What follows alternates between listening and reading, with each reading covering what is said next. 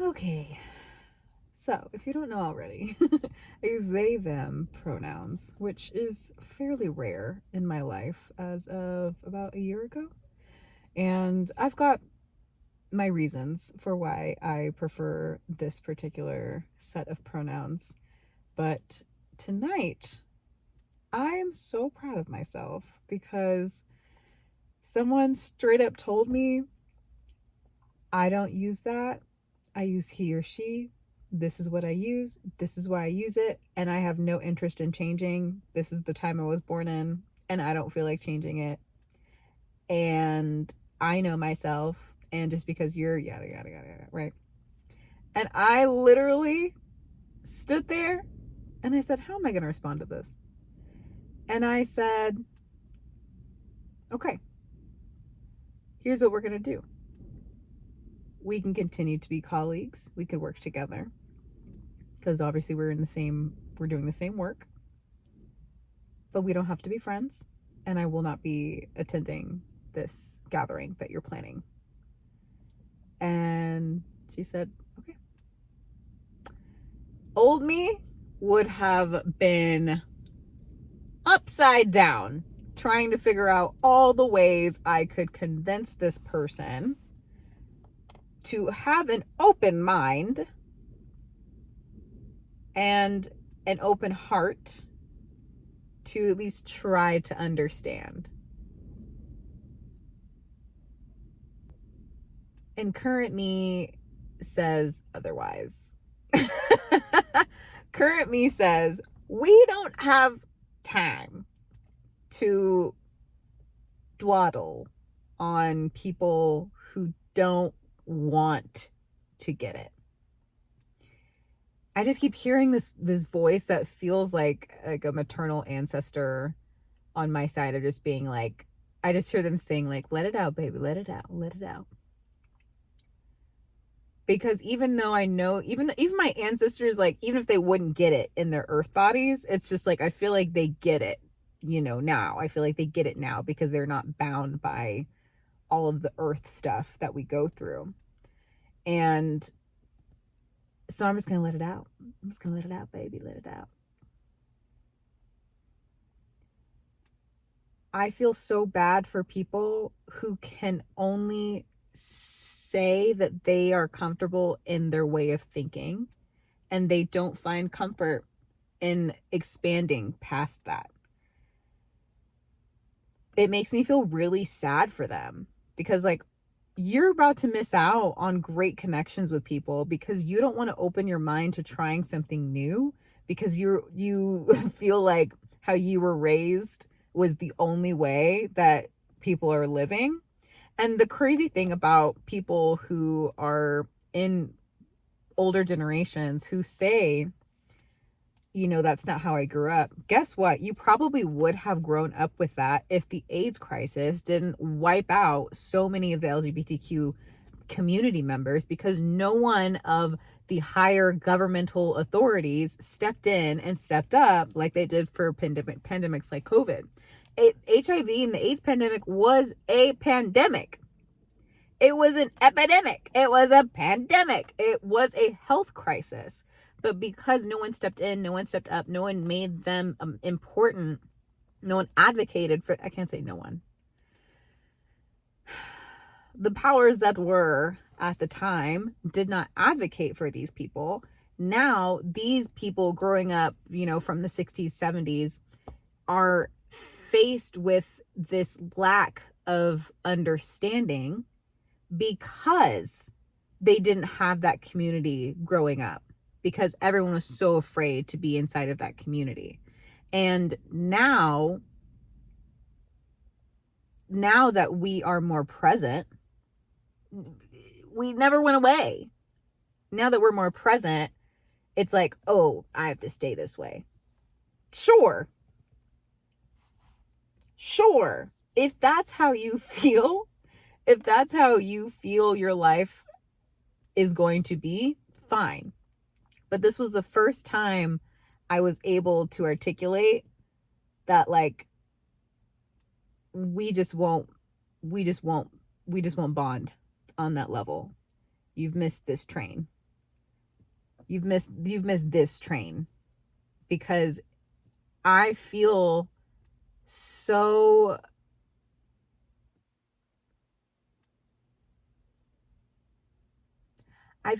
bad for my inner children, because I don't just have an inner child that's a girl. I have an inner child that is also a little boy, and he never got to be seen for a long fucking time in my life. And I refuse to be in environments voluntarily for fun that is not willing to see both of them. And that is why I use they, them pronouns. That's why. Because it's not, you're not just addressing my feminine side, you're addressing my masculine side as well. It is both. And it's not even about appearance to me. Like, I love having a gender fluid appearance. I love having a non-binary appearance. Like, that is great. That is very euphoric to me. But at the same time, I'm not going to spend my spare time being places that don't acknowledge both. And I've just never said that to anyone.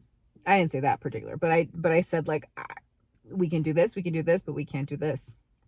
And it was the first time that I've ever been able to articulate to someone that we are not compatible. And of course I've said it, like, probably in breakups and things like that, like, you know, I want this and you want this. But how much simpler would life be if we could just say, I think you're a great person, but we are not compatible. I think you're awesome. Your spirit is amazing, but our needs, our lifestyles, our dreams, our goals are not compatible. Confirmation burp. Oh, feels good to, like, let it out, you know? I was driving on the way home and I was just thinking, and luckily I wasn't ruminating. I wasn't like, what could I have done differently? Yada, yada, yada. The only thing I wish I would have been able to say straight forward is just like, we are not compatible. And I think that is something I want to just continue to carry. And now that I'm naming it, I'm claiming it, and being able to articulate that, now I can go into this next, you know, whenever this happens again with anybody, to be able to say, like, I think you're awesome, but we're not compatible. And how powerful is that? How powerful is that to just be like, I'm not going to waste either of our times. We can still work together. If you call me she, okay. I know who I am. I know who we are. I'm just not going to spend extra time with you on purpose. I'm not going to spend extra time with you on purpose. I'm not going to spend extra time with you on purpose. I don't have to. I don't want to. Why would I? Why would I? So yes, as I feel bad for this person because they are not allowing themselves to have that outer expansion, that's their journey. That's their goals. And maybe me being able to just, like, give them that space, that silence, and that being like, I don't need to be invited to this thing. I don't.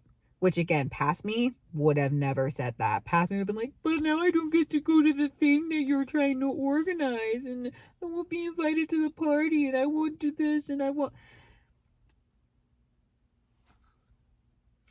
And I think all of what I've gone through this past year has been for such a reason, because the amount of exclusion that I felt from this past year with work, with ex-friends, with lovers, just like people excluding me from things, people excluding me from plans, people excluding me from their circles, has now given me the option and the opportunities to be like, I don't want to do that, because I don't want to be any further excluded. And I don't even know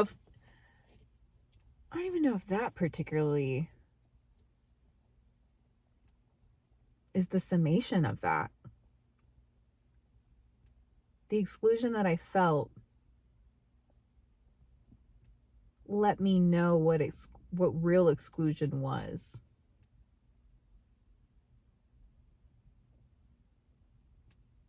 And I honestly feel like the loneliest that I've ever been is not when people don't invite me to things. the loneliest I have ever felt is when I ignore me, my needs, and my opinions to fit in with other people. That is when I feel the absolute loneliest. When I feel the most defeated, when I feel the most tired at the end of the night. Now, I feel okay. Like, yeah, I'm kind of sleepy, but I don't feel tired. I don't feel drained. I don't feel like I tried to get in on every conversation or get involved in every single thing. I just allowed myself to be honest. Not even just with this person, but with me. Because while she was going through her spiel and not even wanting me to talk, to interrupt at all, while she was explaining her feelings about my pronouns, while she was explaining her experience about my experience, I refused to abandon myself. I refused to come home feeling lonelier than I did when I was around a group of people. I didn't want that for myself. And so I made sure that that didn't happen. And I stood by myself. I stood by us. And I'm really, really, really proud of myself.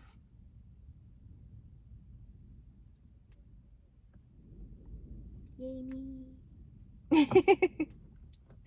So, for people who want to hop on this train, giddy up, cowboys.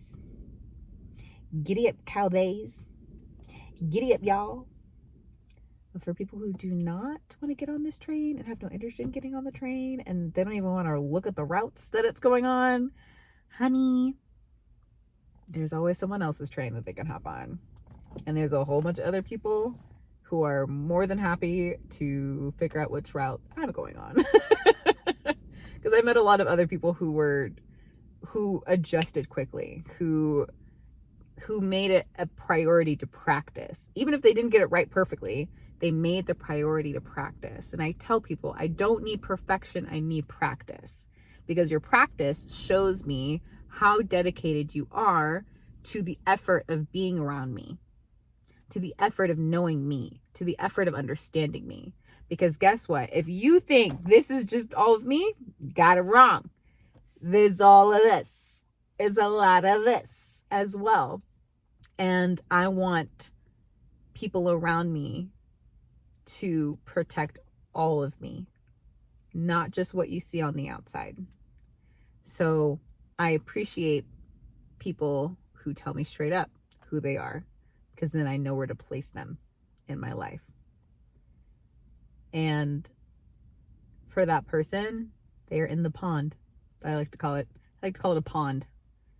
You know, it's kind of like when it looks like a duck, smells like a duck, quacks like a duck, is a duck, you know.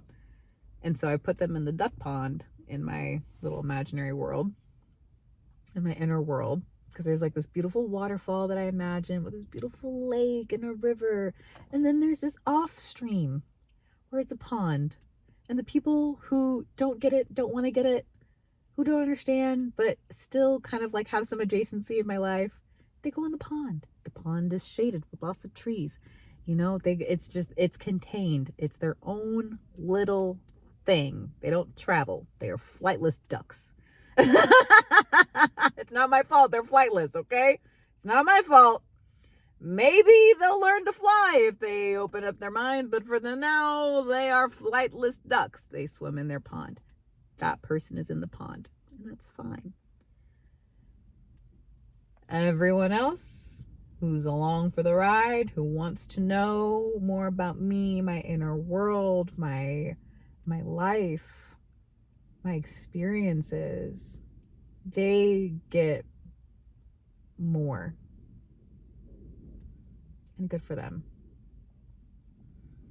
So, if you ever need to get someone to pivot, just remember, it's okay if you're not compatible. Compatibility does not mean you're a bad person or they're a bad person. It doesn't mean that you need to continue making excuses for them Or it doesn't mean that you need to make more reasons to not like them. Just being incompatible is enough. You don't need any more explanation. You don't need any more reasons. Incompatibility is not a personal issue. It's just that you don't fit together. Okay? It's just that. They can't hop on your train. Guess what? Lots of other trains. Lots of other trains that want you, baby. Choo, choo, chugga, chugga, chugga, chugga, chugga, chugga, chugga. I'm gonna go inside. I'm gonna go decompress and just continue to remind myself how proud I am, because I could have abandoned myself and I didn't. My therapist is gonna be so proud of me. Oh my God. I can't wait. I told him, I was like, do you know I love it when you say you're proud of me? Like, I need you to know, because I need you to keep doing it. Tell me you're proud of me. But then that also means I have to give him reasons to be proud of me, you know? So this is partly for me and partly for my therapist. Partly because I've got a praise kink. All right, you guys have a beautiful night, evening, day, slumber, whatever you're doing. But again, don't freaking abandon yourself, because I promise you're going to feel so much lonelier than if you would have just gone home with yourself with no plans at all. Okay?